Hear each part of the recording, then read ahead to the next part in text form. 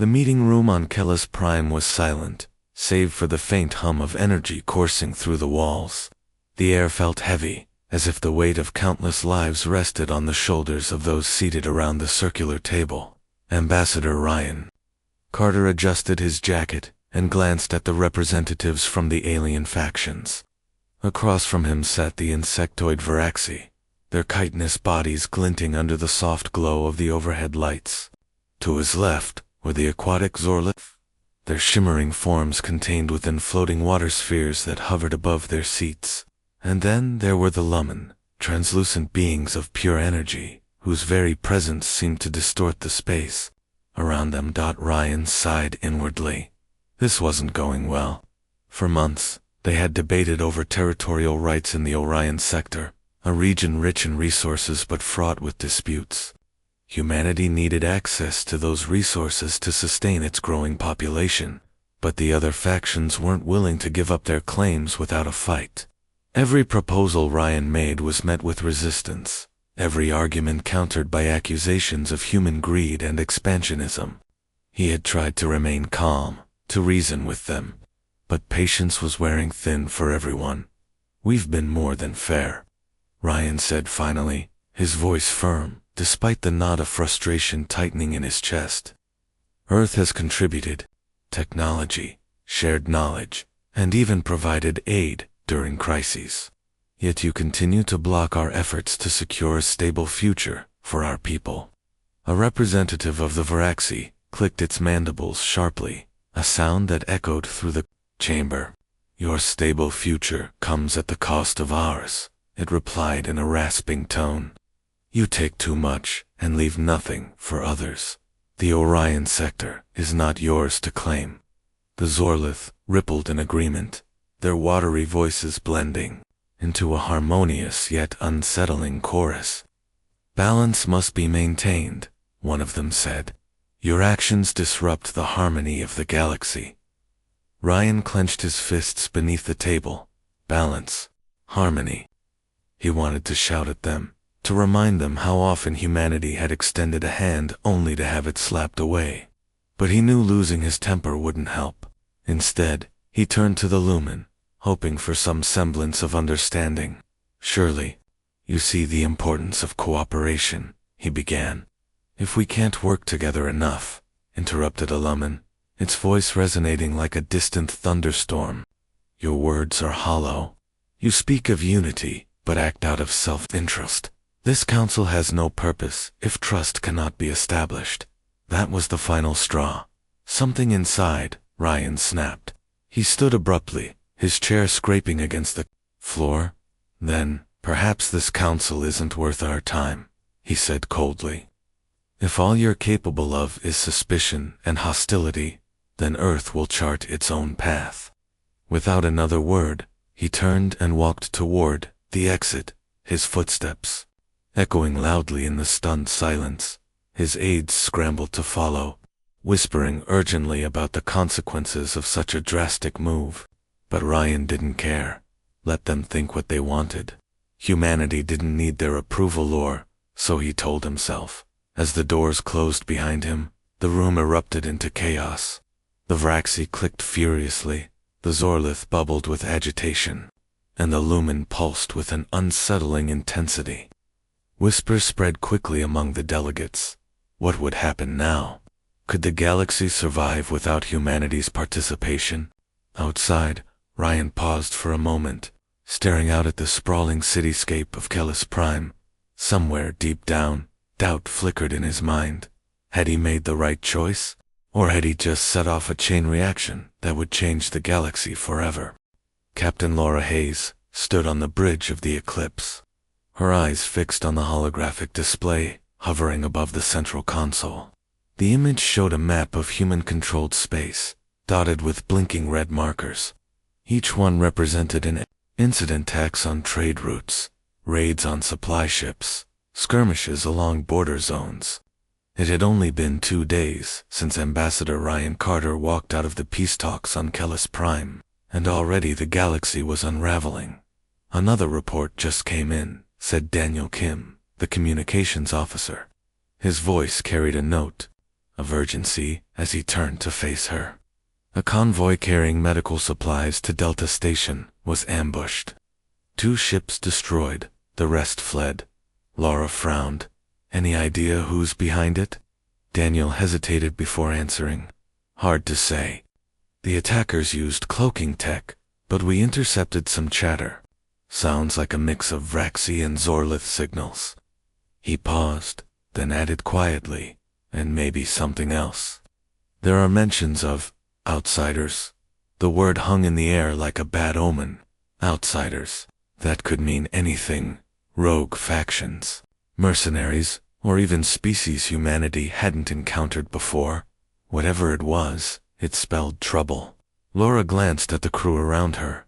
They were all professionals, trained for high-stakes situations, but she could see the tension etched on their faces.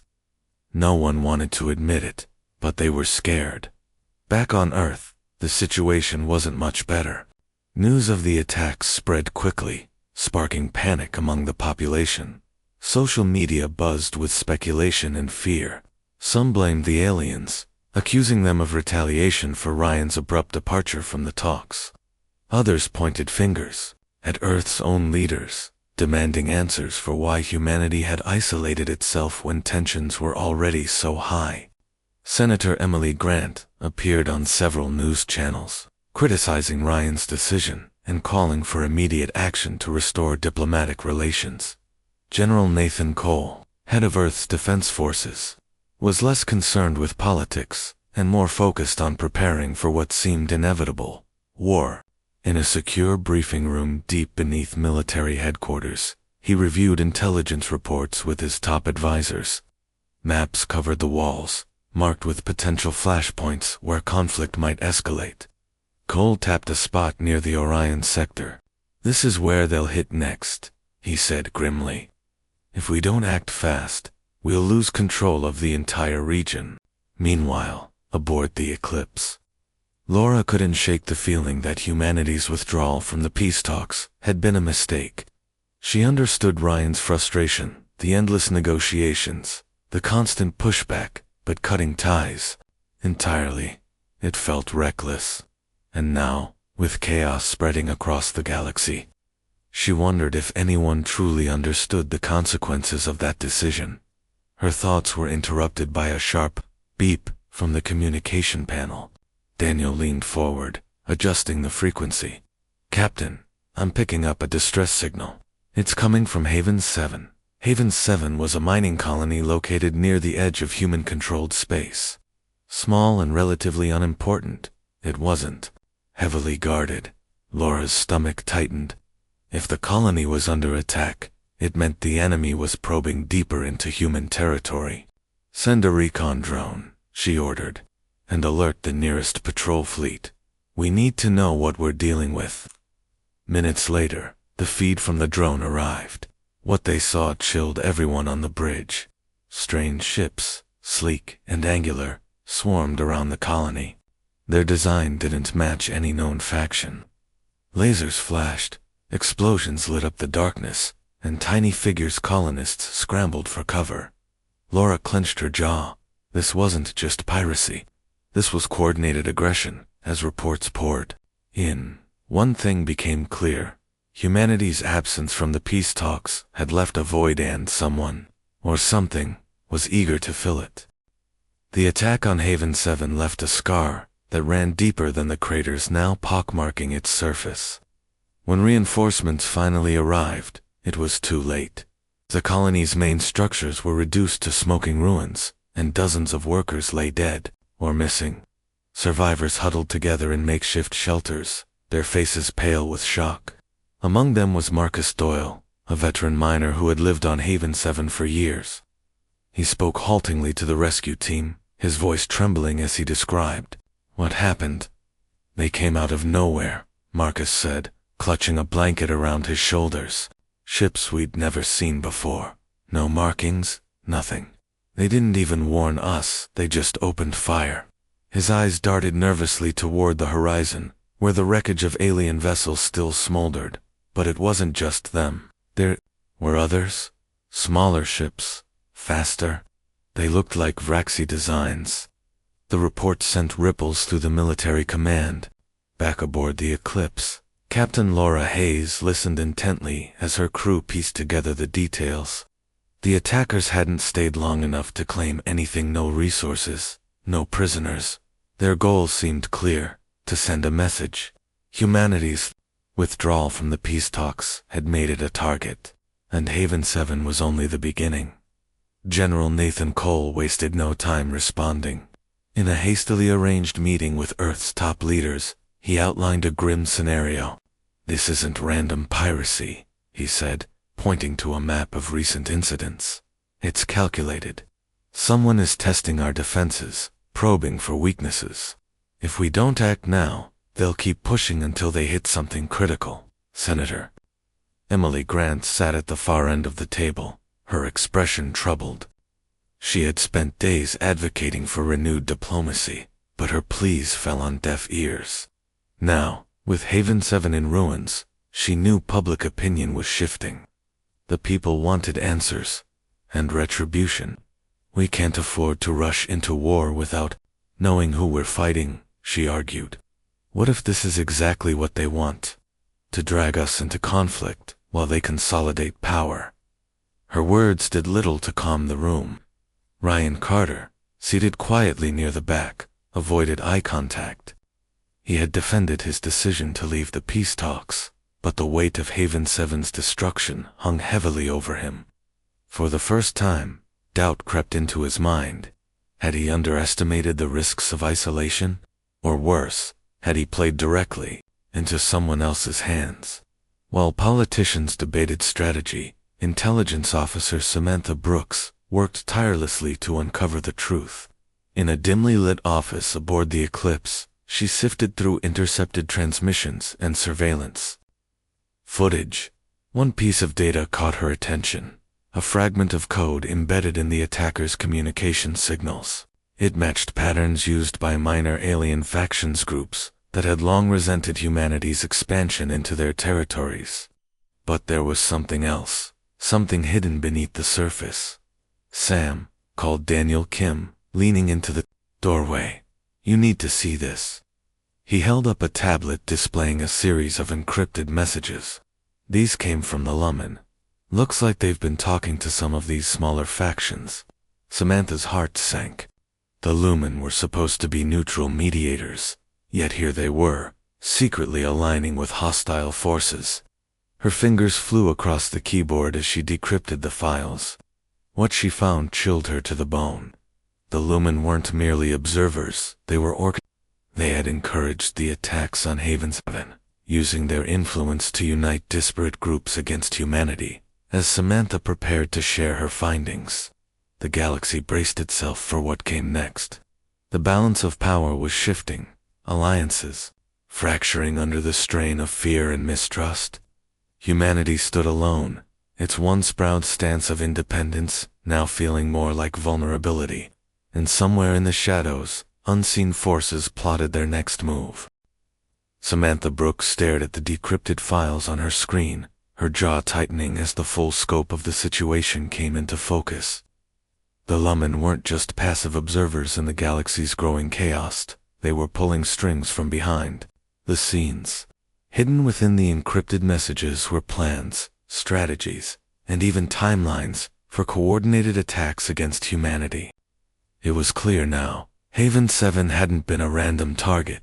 It had been a calculated strike, designed to weaken human morale and expose vulnerabilities. But there was more. Buried deep in the data was evidence of secret negotiations between the Lumen and several minor alien factions groups that had long harbored resentment toward Earth. These factions, scattered and disorganized on their own, had suddenly become a united front under the Lumen's guidance. Samantha's fingers hovered over the keyboard as she highlighted key sections of the documents. Whoever was orchestrating this wasn't just trying to destabilize humanity, they were laying the groundwork for something bigger. "Sam," Daniel Kim said, stepping into the cramped office. His face was pale, his usual calm demeanor replaced by unease. "You need to see this." He handed her a tablet displaying fresh intel. A convoy of supply ships bound for a remote research station had vanished without a trace.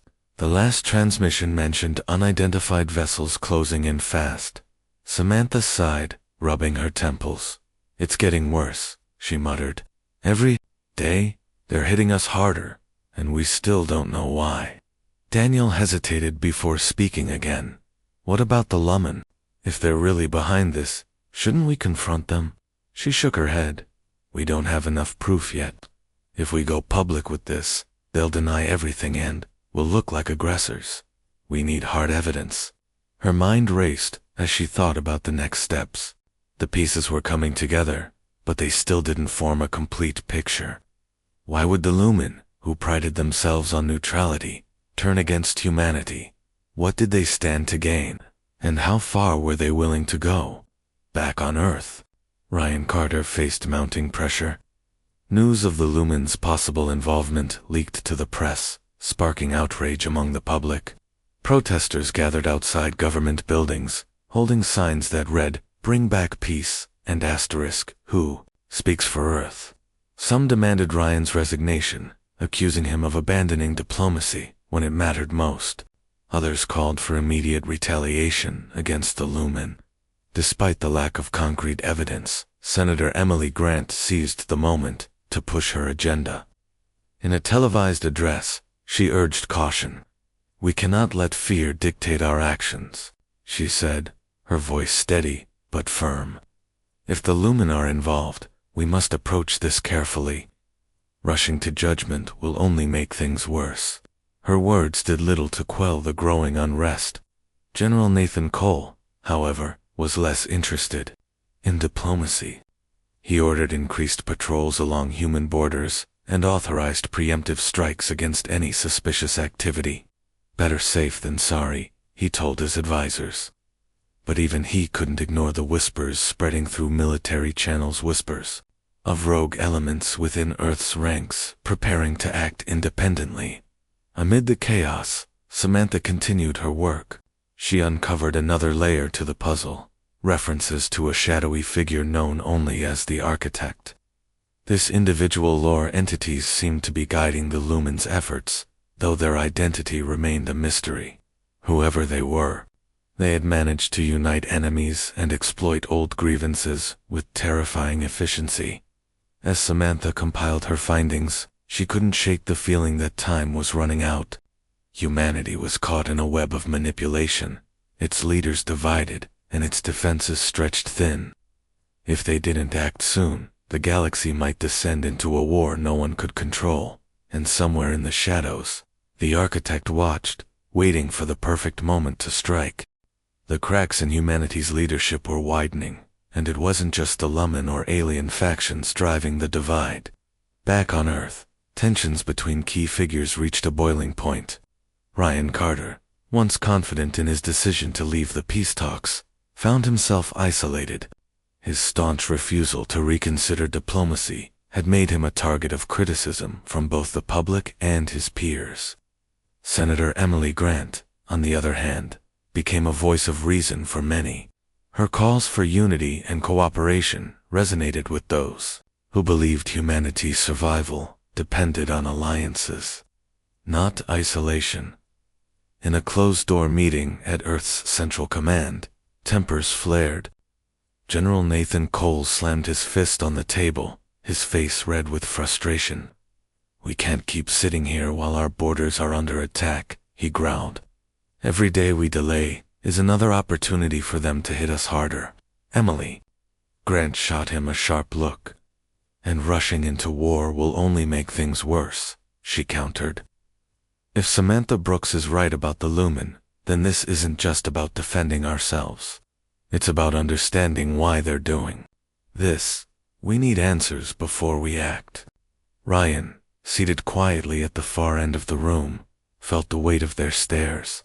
He had defended his position fiercely in the past, but now doubt gnawed at him. The attacks on Haven 7 and the vanished supply ships painted a grim picture. Was he wrong to walk away from the peace talks? The question haunted him, but pride kept him silent. Outside the meeting room, Whispers of betrayal began to spread. Rumors surfaced about rogue elements within Earth's military groups preparing to take matters into their own hands.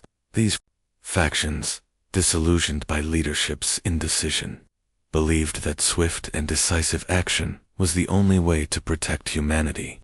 Their plans were hushed, their movements discreet, but the signs were there. Supplies went missing from armories, and unauthorized patrols were spotted near contested territories. Samantha Brooks, still sifting through intel aboard the Eclipse, stumbled upon evidence of these rogue operations. Encrypted messages hinted at coordinated strikes against suspected enemy strongholds. Her stomach churned as she realized the implications. If these groups acted independently, it could spark a full-scale war one Earth might not be ready for. "Captain Hayes," Samantha said, stepping onto the bridge where Laura stood reviewing patrol routes. "We have a problem." Laura turned, her brow furrowing. "What is it?" "There are factions within our own military planning unsanctioned attacks," Samantha explained, holding up her tablet. "If they go ahead with this, it'll escalate everything. The Lumen and their allies will see it as an act of war." Laura's jaw tightened. "Do we know who's involved?" Samantha shook her head. "Not yet. But if we don't stop them, we'll lose control of the situation entirely." Meanwhile, Ryan Carter faced mounting pressure to step down. Classified documents leaked to the press revealed that he had ignored warnings about Haven Savan's vulnerability prior to the attack. The revelations sparked outrage, with critics accusing him of negligence. Protests erupted outside government buildings, demanding accountability. Even some of his closest allies began to distance themselves, leaving him increasingly alone. Senator Emily Grant seized the opportunity to propose a new initiative, Project Unity. The plan aimed to rebuild trust with alien factions through shared projects like terraforming barren worlds and addressing galactic crises together, though divisive. It offered a glimmer of hope, a chance to mend fractured relationships before it was too late. As debates raged and loyalties were tested, one thing became clear: humanity stood on the brink of a precipice. Trust was eroding, both within its ranks and across the stars. And in the shadows, the architect watched, waiting for chaos to consume the galaxy.